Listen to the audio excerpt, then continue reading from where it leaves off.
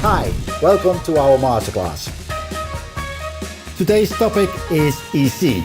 It belongs to the chapter Deficiencies and Excesses. Actually, if you give the right nutrient blend and the right type of nutrients with the right dose, you cannot get any kind of overfeeding or underfeeding. Nevertheless, a grower can make mistakes. And by these mistakes, the plant will show you some deficiencies or excesses. A nutrient blend is a mixture of all different kinds of elements. These elements should stay in a certain balance.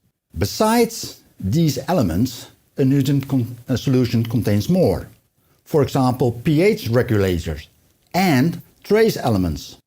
By giving a lower EC, which is a lower dose of nutrient elements, you always bring in less of these elements too. In vegetative phase, the plant needs less nutrients, so that means a grower starts to give less.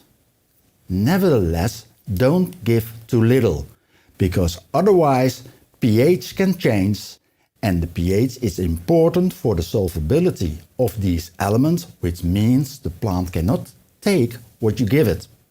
Dosing the nutrients we can control by measuring the EC level, because actually we measure the concentrations of the nutrient salts. We do it by an EC meter, and on the growth schedule it's mentioned as EC+.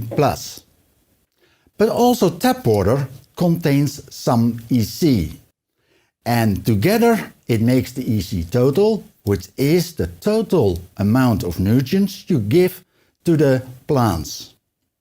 If the quality of the water already contains a high EC, growers often to put less nutrients in the solution. But that also means less pH regulators and less trace elements, which result in a deficiency of the elements. The plant looks a little bit pale. Although deficiencies are often seen in a vegetative phase, later on when we go into the flowering, the plants will show more often an excess of nutrients.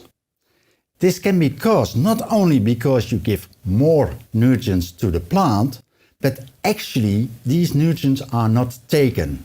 So we'll give up a build-up in the substrate. This build-up becomes a high EC in the substrate. The plants cannot get the water anymore because of the high concentration of the salts. And that will result in curling leaves, and these leaves will even start to burn. We call it an overdose of nutrients. Nevertheless, that buildup can also come from sodium, which is an element, not a feeding element, but an element in the tap water.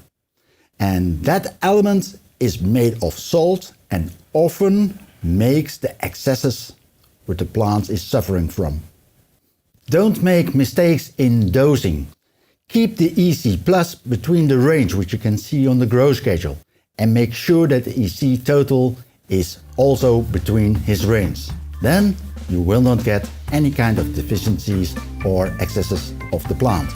I hope to see you in the next video of Deficiencies and Excesses.